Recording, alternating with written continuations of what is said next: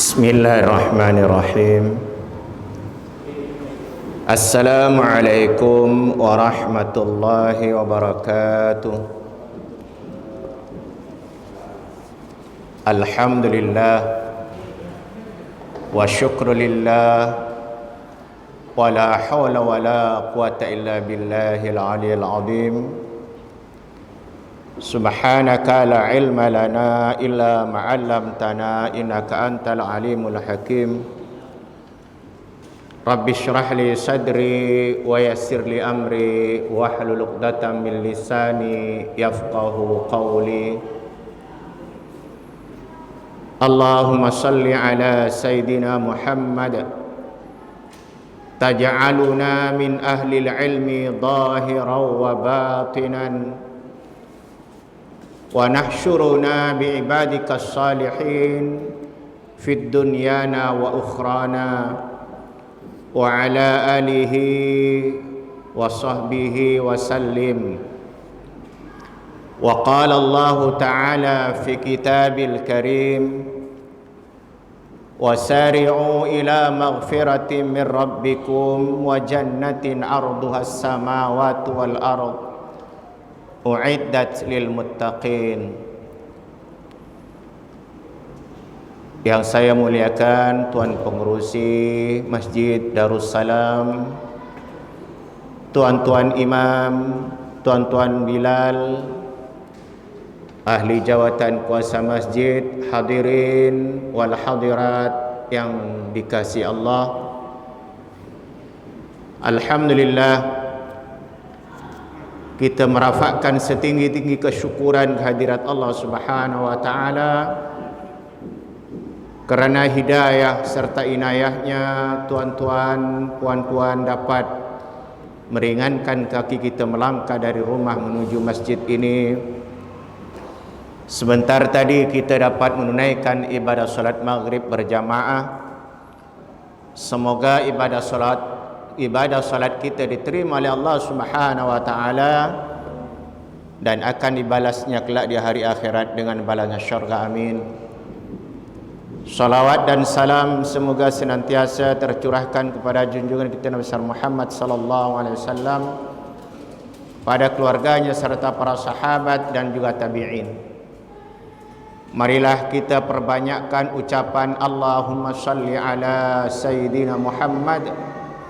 Wabil khusus di bulan Rajab ini, bulan yang dimuliakan oleh Allah Subhanahu wa taala, dan segala amal akan dilipat gandakan pahalanya.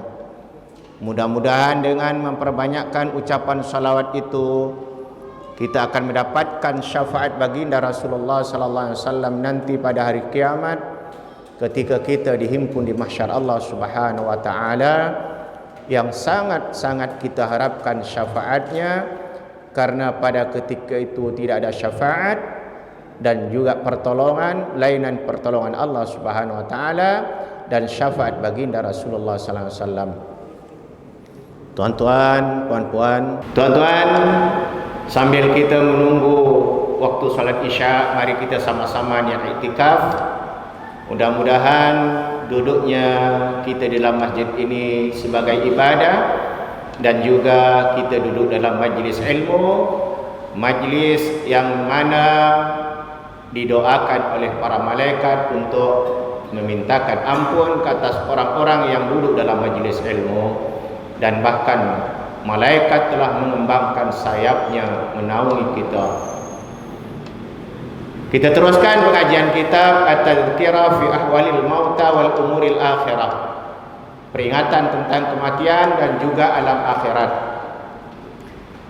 Minggu lepas saya telah menjelaskan ketika roh kita akan diambil oleh malaikat maut, sebelum datangnya malaikat maut, iblis dan kocok-kocoknya sehingga ke titis darah terakhir istilahnya, sehingga kepada kehidupan yang terakhir ketika kita nak mati, iblis masih berusaha untuk memesongkan atau menggelincirkan iman kita, tuan-tuan, yang mana di kanan kiri kita ada syaitan yang ditugas oleh iblis, yang berupa dengan kedua ibu bapa kita, sebelah kanan berupa ayah, sebelah kiri dengan berupa ibunya. Bahkan bila tidak berjaya, iblis sendiri turun tangan, dan boleh menyerupai bermacam-macam rupa yang mereka, dia kata nak menolong kita, berupa orang yang kita cintai, yang kita sayangi, yang kita dengar nasihatnya ketika masih hidup. Sehingga kesanalah iblis, tuan-tuan. Maka Rasulullah SAW mengajarkan kepada kita jangan lupa untuk doa, Rabbana la tuzigh qulubana ba'da idh hadaitana wa hab lana min ladunka rahmah innaka antal wahhab. Jadi supaya kita mendapatkan hidayah daripada Allah sehingga ke akhir penghujung hayat kita. Jangan ketika kita hidup hidayah dapat, rajin solat, rajin puasa, rajin baca Quran, tapi di akhir kalam kita, di akhir hayat kita, kita tidak boleh mengucap la ilaha illallah. Inilah yang doa selalu kita pohonkan kepada Allah Subhanahu wa taala. Allahumma khtim alaina bihusnil khatimah wa la takhtim alaina bisu'il khatimah. Karena hanya doa itulah yang dapat menolong kita mati dalam keadaan husnul khatimah. Karena itulah syaitan itu berjanji kepada Allah, dia kata wa bi izzatika la'uwannakum ajma'in illa min ibadikas salihin. Jadi dia ketika Allah usir mereka dari syurga, syaitan memohon kepada Allah minta diperpanjangkan umurnya sehingga hari kiamat. Iblis zaman Nabi Adam sampai sekarang masih ada, tuan-tuan. Dia memohon kepada Allah dan berjanji dia akan memesongkan semua anak Adam keseluruhannya. Maknanya kita ini semua tidak akan terlepas daripada gangguan iblis, untuk memesongkan iman kita supaya kita tidak tunduk dan taat kepada Allah Subhanahu wa ta'ala. Kata iblis, illa min ibadikas salihin, kecuali hamba-hambamu ya Allah yang ikhlas. Itu saja senjata kita supaya tidak diganggu oleh iblis, sama ada dalam kita beribadah kepada Allah, solat, ataupun kita berpuasa, membaca Quran dan lain sebagainya. Bila kita melakukannya semata-mata karena Allah Subhanahu wa ta'ala. Kalau tidak, walaupun kita Allahu Akbar solat, dalam solat masih diganggu oleh iblis. Itu sebabnya kadang-kadang ketika solat kita ingat dunia, ingat kerja, ingat makan, ingat anak dan lain sebagainya. Itu karena bisikan oleh syaitan. Ini tuan-tuan. Jadi kalau kita ikhlas, maka insya Allah kita tidak dapat diganggu. Maka begitu juga ketika kita duduk dalam majlis ilmu, ada yang mengantuk, itu tuan tandanya tidak ikhlas. Orang duduk dalam majlis ilmu yang mengantuk, tandanya tidak ikhlas, karena diganggu oleh iblis. Tapi orang yang ikhlas dia tak berani, segar, tuan-tuan. Saya megen waktu muka kuliah, tuhab, apalagi megen tuhab, syaitan ngacot laut. Tapi ular ikhlas isa mau, tuan-tuan. Ini tanda-tandanya wallahu a'lam. Ikhlas ini urusan hati, hanya Allah Subhanahu wa taala, tapi tanda-tandanya. Ini. Jadi malam ini kita teruskan lagi bab ma ja'a fi su'il khatimati wa ma ja'a al a'mali bil khawatim. Bab ini menjelaskan tentang su'ul khatimah dan juga menjelaskan bahawa amal manusia itu nilainya bila di penghujung, tuan-tuan. Jadi nilai amalan kita yang kita rajin ke masjid, rajin solat, rajin baca Quran, tiap-tiap bulan pergi umrah, maka dia dapat markah penuh, istilahnya lulus pada penghujung hayat kita. Sama ada kita lulus atau tidak pada penghujungnya, tuan-tuan. Itu sebab kita khawatir tadi syaitan yang berusaha untuk menggelincirkan iman kita sehingga ke akhir kalam kita. Maknanya hingga ujung hayat kita, tuan-tuan. Maka karena nilainya di sana, sama juga macam anak kita sekolah dari darjah 1 sampai 6 sampailah tingkatan 5, ujian SPM itu penentuan. Kalau gagal SPM, percuma kita 90 tahun anak kita sekolah, terpaksa mengulang balik, tuan-tuan, pada SPM. Walaupun seandainya anak kita tak sekolah rendah, tak sampai tingkat 1, tiba-tiba ikut SPM, contoh masuk tahfiz, dia ikut SPM, lulus cemerlang, lulus kan, tuan-tuan. Walaupun dia tak belajar 1, sekolah rendah, sekolah menengah, masuk tahfiz saja, ikut ujian SPM setahun saja, boleh lulus, tuan-tuan. Maka lulus kan. Begitu juga amalan-amalan kita. Walaupun seandainya orang ini bermaksiat banyak, tapi di penghujung hayatnya dia bertaubat kepada Allah, dan ketika matinya mengucap la ilaha illallah, dakhalal jannah. Man akhiru kalamihi bila ilaha illallah dakhalal jannah, kata Nabi. Barang siapa di ujung hayatnya dapat mengucap la ilaha illallah, maka masuk syurga, tuan-tuan. Maka kita teruskan riwayat Imam Muslim, an Abi Hurairah radhiyallahu anhu anna Rasulullah sallallahu alaihi wasallam qala innar rajula la ya'malu zaman at-tawil bi amalin ahli al-jannah summa yahtimu Allah lahu kullahu bi amali ahli an-nar. Maka di sini dia kata bahwasanya Rasulullah SAW bersabda, innar rajula, sesungguhnya seseorang, la ya'malu zamanal tawil, dia dalam jangka masa yang panjang dia berbuat amalan ahli syurga. Jadi orang yang solat, puasa, pergi haji, zakat, itu berarti dia beramal amalan ahli syurga. Maka itu sebab amal kita ini tidak menjamin kita masuk syurga, tuan-tuan. Kita masuk syurga karena rahmat Allah, karena belas kasihan Allah. Hanya sekarang kita kenapa perlu sembahyang, perlu puasa, supaya kita dikasihi oleh Allah. Sama juga macam anak kita, kalau taat perintah ibu bapa, insya Allah sayang. Tapi walaupun anak sama, ibu sama, ayah sama, degil, tuan-tuan, tak mau dengan nasihat, marah ayah kita. Begitu juga Allah Subhanahu wa ta'ala.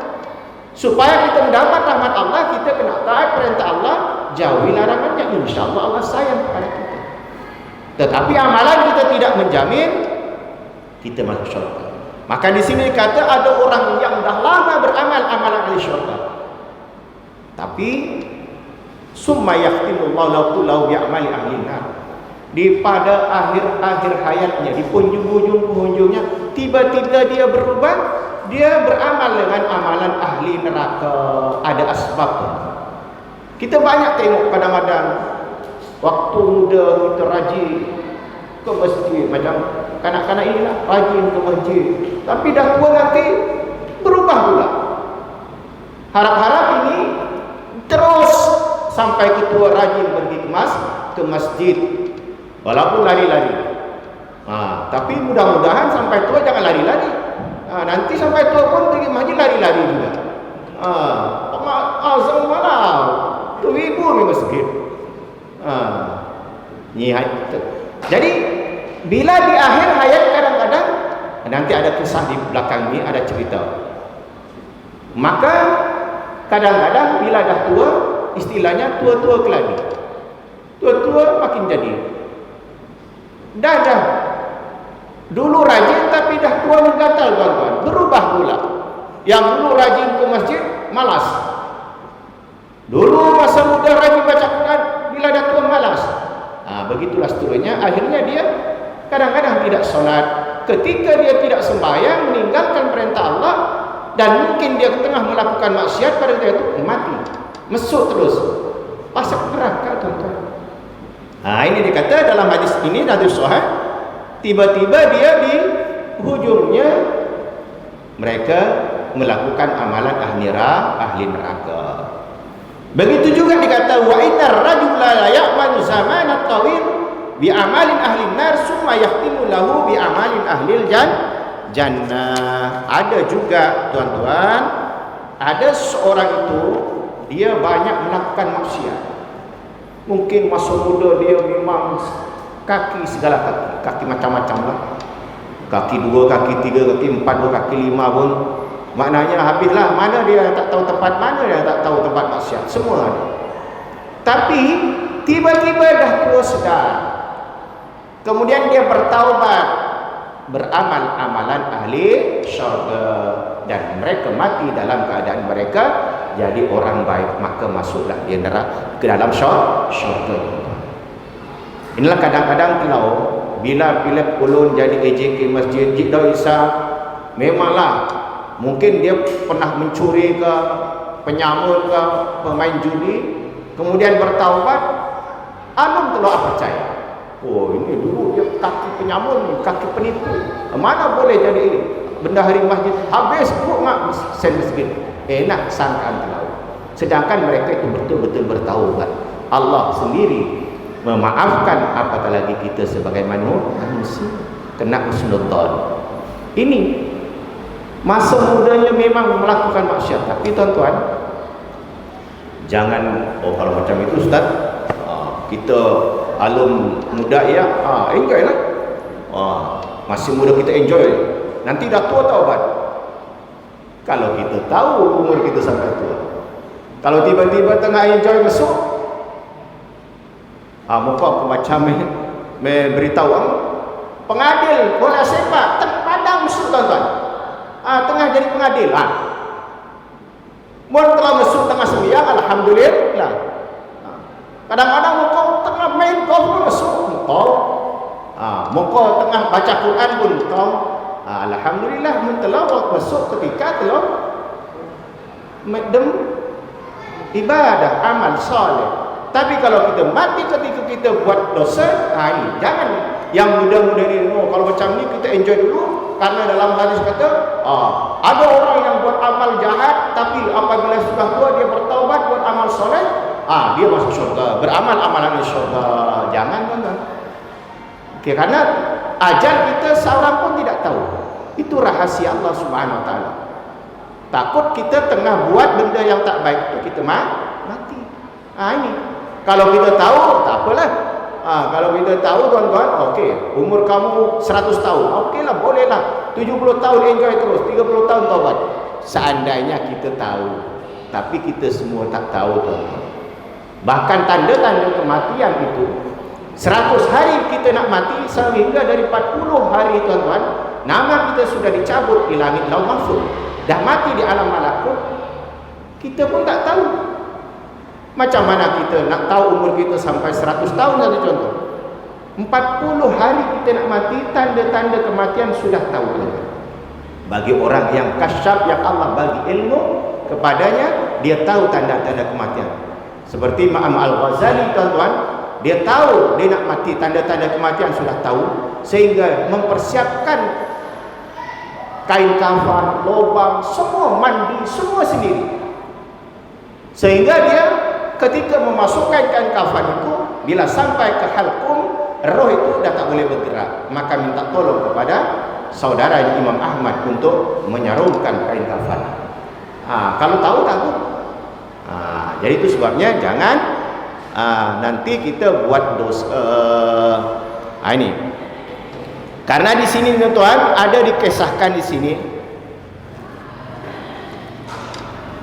Qala Abu Muhammad Abdul Haq Iklam anna su'al khatimah a'adana Allah minha. Bahwasanya sungguhnya su'ul khatimah itu kita minta perlindungan kepada Allah, mudah-mudahan kita tidak mati dalam su'ul khatimah. Doa kepada Allah, Allahumma inna na'udzubika min su'il khatimah tadi. La takuna liman istaqama zahiruhu wa salaha batinuhu. Jadi di sini tuan-tuan dikata orang su'ul khatimah ini tidak kita pandang secara zahir karena istiqamah melakukan kebaikan. Tidak boleh kita nilai orang rajin ke masjid, Oh, ini rajin baca Quran, rajin solat berjamaah, rajin gadau. Secara zahir banyak buat amal soleh. Itu tidak boleh dipandang karena ibadah zahirnya. Ini tuan-tuan. Jadi bahkan di sini tuan-tuan, wa salaha batinuhu. Jiwanya yang bersih. Dia kata ini orang bagus, luar dalam bagus amalannya. Tak boleh menilai seseorang melihat segi zahir. Tapi ada kata pepatah Arab, al-zahir yadullu 'ala al-batin. Luaran itu menunjukkan apa yang di dalam, tapi tak semestinya. Kadang-kadang ada orang muka merah, tapi dia tak marah. Memang mukanya merah. Tapi kebanyakan bila muka merah, memang marah. Itu kebanyakan. Bila orang marah tengok muka dia merah. Tapi ada orang mukanya merah tidak marah. Itu tidak boleh melihat zahirnya sahaja. Maka di sini tuan-tuan, dengan amalan zahir itu tidak menjamin kita boleh mati husnul khatimah. Ini kata Abu Muhammad Abdul Haq. Ma sami'a bihada wala 'alima bi. Walhamdulillah. Dia kata kita tidak tahu. Wa innama takunu liman kana lahu fasadun fil aqli. Mungkin kita melihat orang ini secara akal, ini orang tak betul nih, orang jahat sebetulnya. Dia melihat orang ini banyak melakukan dosa, maka itu jangan kita menghinakan. Jangan menghina orang kafir, walaupun dia kafir. Karena kita tak tahu, takut si kafir ini tiba-tiba mengucap 2 kalimat syahadat. Maka habislah dosanya. Berpuluh-puluh tahun dia kafir, mungkin 60 tahun dengan sekali syahadat habis tuan-tuan. Yang takut kita ini dah berpuluh-puluh tahun kita Islam, di penghujungnya kita puja murtad. Ini yang kita takuti.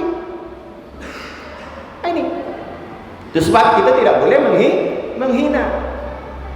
Maka itu kalau dalam ilmu tasawuf kata Sayyidina Ali, bila kamu melihat orang kafir, berkatalah di dalam hati kata, dia lebih baik daripada aku. Jangan kita kata orang kafir, saya lebih baik daripada dia masuk neraka. Jangan kita. Kata Sayyidina Ali, pikir kita kata dia lebih baik daripada aku. Karena kalau si kafir tadi dia mengucap 2 kalimat syahadat, dia mati masuk syurga. Sedangkan aku belum tahulah lagi boleh mengucap atau tidak. Itu kata Sayyidina Ali. Begitu juga orang melihat orang jahat. Jangan gitu, ini tempatnya di neraka. Jangan tuan-tuan. Takut orang jahat tadi bertaubat. Yang kita ini takut tak sempat taubat. Begitulah seterusnya. Melihat kanak-kanak, jangan memandang remeh kepada kanak-kanak. Dia lebih baik daripada kita. Kadang dia tak ada dosa, kita banyak dosa. Begitu juga memandang orang gila dikata. Maka jangan kita menghina orang gila. Itu gila. Mungkin pandangan dunia dia hina, tapi di sisi Allah mungkin dia lebih mulia. Karena orang gila tidak taklif, tidak ada kewajiban untuk menunaikan perintah Allah. Solat tak wajib, mati masuk syurga. Kita belum tentu, wallahu a'lam. Maka mulia orang gila tuan-tuan di sisi Allah. Di dunia mungkin orang gila dianggap kita hina. Itu kalau dalam ilmu tasawuf tuan-tuan. Maka itu sebab kita perlu tawadhu, senantiasa merendah diri. Diri kita hina, apalagi di hadapan Allah Subhanahu wa taala. Jadi di sini jangan kita melihat menurut akal orang yang berbuat jahat itu, wah ini mesti orang jahat. Au israru 'alal kabair, atau orang ini sentiasa melakukan dosa besar. Wa iqdamu 'alal 'adhaim, banyak melakukan dosa besar. Farubbama ghalaba dzalika 'alaihi hatta yanzilu bil maut qabla taubati. Jadi kalau seandainya mereka ini dia mati, kemudian belum sempat taubat, maka dia masuk neraka. Kalau dia bertaubat, maka di sanalah mereka akan mendapatkan keampunan Allah Subhanahu wa taala. Maka syaitan di sini Dia senantiasa mereka berusaha untuk memesongkan kita. Ni tuan-tuan. Waliyadu billah. Maka dikisahkan di sini tuan-tuan, au yakunu mimman kana mustaqiman summa yataghayyar an halihi wa yakhruju an sunnatihi wa ya'khudhu fi tariqihi. Ada juga orang yang istiqamah. Ini zaman sekarang ini hati-hati tuan-tuan. Dulu dia mengikut ajaran Ahlussunnah wal Jamaah. Ikut, rajin. Tapi tiba-tiba dia summa yataghayyaru an hali. Tiba-tiba dia berubah. Maknanya ikut ajaran yang lain. Ajaran sesat lah istilahnya. Kemudian dia tuan-tuan wa yakhruju an sunnati, dia keluar daripada sunnah. Ahlussunnah wal Jamaah. Maka dia boleh wa yakhudhu fi tariqi, dia mengambil jalan lain, maknanya bukan jalan Ahlussunnah wal Jamaah. Maka fayakunu dalika sababan li su'i khatimati wa syu'u aqibati. Itulah yang menyebabkan mereka boleh mati su'ul khatimah, yang akibatnya pun nanti dia menjadi buruk tuan-tuan. Maka itu sebab berpeganglah kepada ajaran ulama-ulama kita, ulama sunnah wal jamaah. Sekarang kalau kita baca di YouTube tuan-tuan, macam-macam. Jangan terus menilai seseorang. Isu yang terbaru ini adalah Ustaz Muhaizir. Karena kita tidak faham apa yang dia katakan, tak faham. Sebab dia kata kalau bertemu antara ikut hadis Nabi ke ikut ulama, dia kata kena ikut ulama. Wah, dia kata sesat. Tapi bahasa dia terlalu tinggi lah.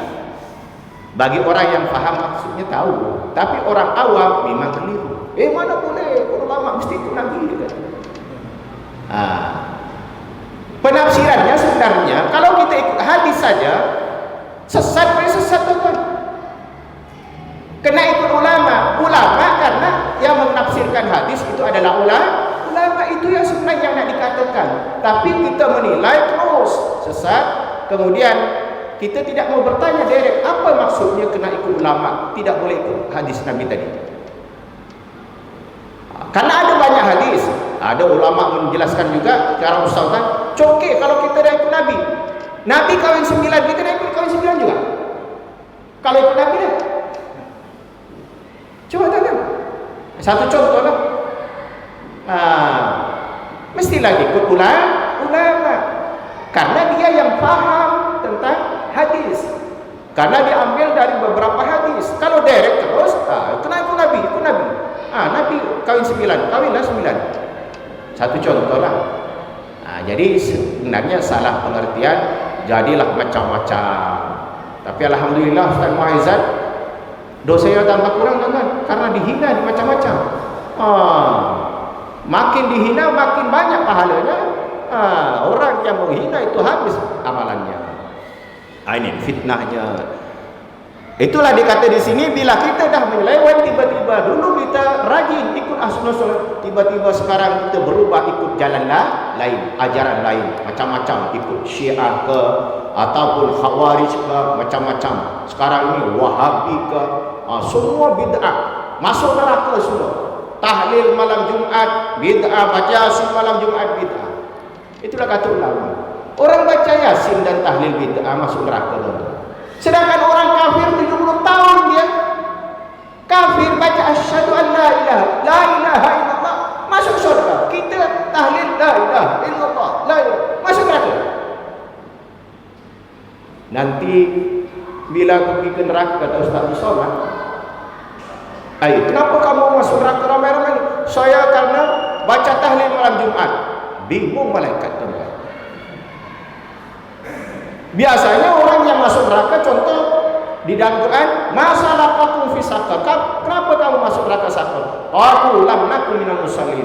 Mereka menjawab, aku tak sembahyang.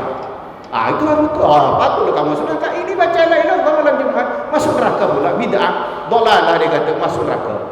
Pening kepala malaikat, nanti malaikat menjaga neraka. Baca la ilaha illallah. Orang kafir 70 tahun masuk syurga, kita yang tiap malam Jumat la ilaha illallah masuk neraka pula. Kan pelik tuan-tuan. Karena salah pengertikan. Pengertikan semua yang Nabi tak buat, kita tak boleh buat. Macam tadi lah. Nabi 9 kahwin tak 9. Kalau nak ikut sunnah Nabi. Nabi kahwin 9 juga kita. Kahwin 2 pun susahnya setengah mampus. Nak kahwin 9. Kalau isteri tak meradang, okey. Jangankan 9, 2 pun payah tuan-tuan. Turun naik mahkamah. Kecuali kahwin sembunyi-sembunyi. Itu barulah tak ada masalah lah. Jadi di sini itu yang ada asbab tadi, walaupun dia satu contoh dia dulu istiqamah, dia boleh menyebabkan mati syurga karena dah terpesong, dah mengubah haluannya, amalan yang sebelumnya bertukar. Ni contohnya dia ka iblis. Ini contoh kan, ka iblisin alladhi abdallahi fima yarwi samanina alfasanatin. Seperti mana iblis? Iblis ini ibadahnya tuan-tuan bukan main. Taatnya kepada Allah. Dia ibadah kepada Allah selama samanina alfa, 80.000 tahun. Samanina alf. Sekali saja iblis buat salah. Tidak taat kepada perintah Allah untuk sujud kepada Adam. Itu sekali. Yang kita ini banyak berapa kali? Berjuta-juta kali. Tak boleh hitung kesalahan kita kepada Allah. Yang tak solat saja banyak. Hitung berapa? Kita baru balik umur 40 tahun.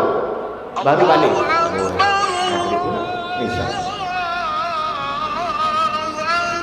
Kita balik 40 tahun.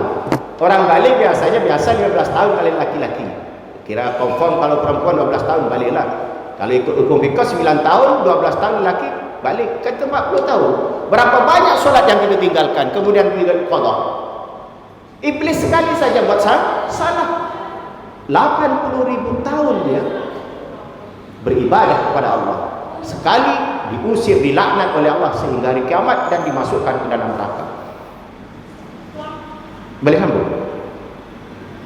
Adan dulu, tak apalah. Sebab ada 2 lagi, contoh 3 lagi dia. Wa Bal'am min Ba'ura. Satu lagi contoh Bal'am ini tuan-tuan.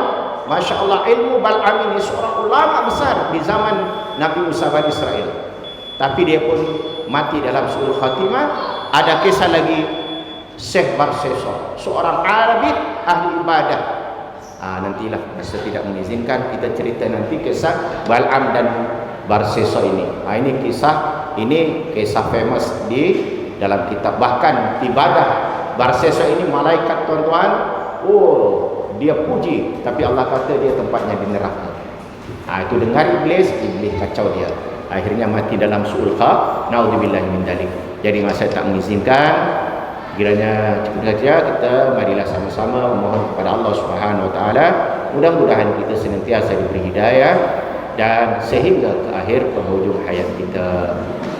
Jadi kita cukup saja bersampaikan, mudah-mudahan bermanfaat kepada saya sendiri khususnya. Tuan-tuan, puan-puan yang hadir pada malam ini, salah silap, terkasar bahasa, terkasar kata menyinggung tuan-tuan, saya semua Allah baik, mohon maaf. Yang baik daripada Allah Subhanahu wa taala, yang tak baik itu adalah teman saya sendiri. Mari kita tutup dengan tasbih kafarah dan surah Subhanakallahumma wa bihamdika asyhadu an la ilaha illa anta astaghfiruka wa atubu ilaik. Bismillahirrahmanirrahim. Wal 'ashr innal insana lafi khusr illa alladziina aamanu wa 'amilus shalihati wa tawassaw bil haqq wa tawassaw bis sabr. Assalamualaikum warahmatullahi wabarakatuh.